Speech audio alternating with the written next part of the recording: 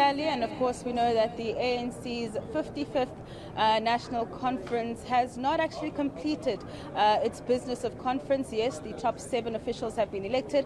However, the voting for additionals was still taking place by the time the president, the newly elected and of course re-elected president of the ANC, Cyril Ramaphosa, was closing the conference, or should I say adjourning it for now. We know it will be resuming via hybrid on the 5th of January, and that is because some of the reports still need to be adopted, as well, of course, some of the amendments to the ANC's constitution. But to bring in my guest, who's been patiently waiting, an outgoing NEC member, and of course one who was chairing the Commission on International Relations. Thank you so much for your time, Mazulu. In terms of the business of conference, of course it has not concluded. It's been adjourned, and a rocky start in terms of this 55th sitting. Your reaction to how the conference has been conducted overall? Firstly, I am very happy that the conference did take place, because recall that before then there was an issue that maybe the African National Congress will not hold the conference because of the different dynamics that play themselves out both at national and provincial level and all. So success of holding it and making sure that it does happen, and making sure that the leadership is elected and elected democratically, and the process, a due process being taken. Yes, you are right, rocky start in the beginning. This is what normally happens when you have an elective conference, because you get delegates who are coming here who are focused on electing the leaders that have been mandated by their branches and by their regions and zones and provinces. But I'm happy that we're where we are today. But I think what is also important is the fact that the extension now of the time enables us a moment to cover the time that we lost, where we were supposed to have completed and report back after the commissions. You see, the commissions are very important for the African National Congress, because this is where policy decisions are made.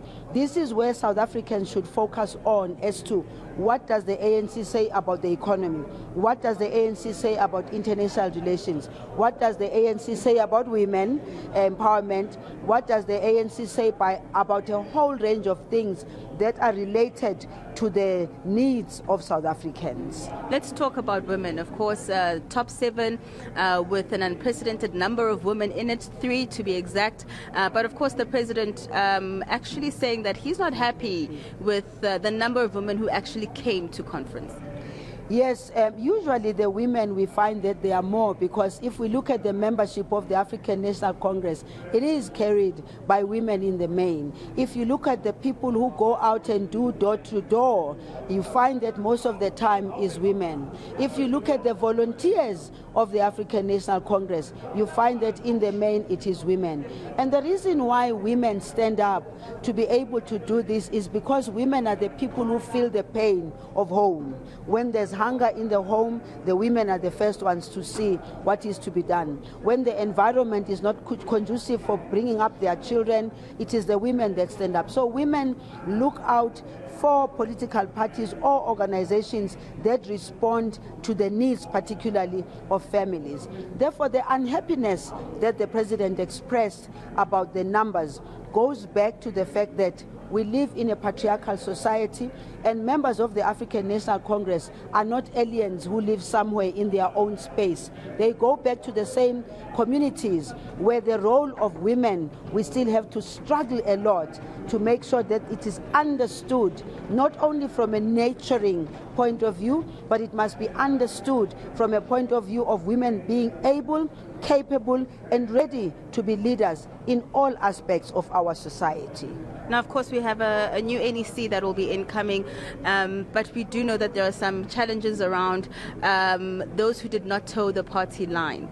What do you think should happen? Because it does seem as though the SG is quite clear that disciplinary processes should be instituted. Do you think they should also return to Parliament? Well, look, that is something that the leadership, the incoming leadership, will have to deal with, because as a matter of fact, all political parties, it's not just the ANC.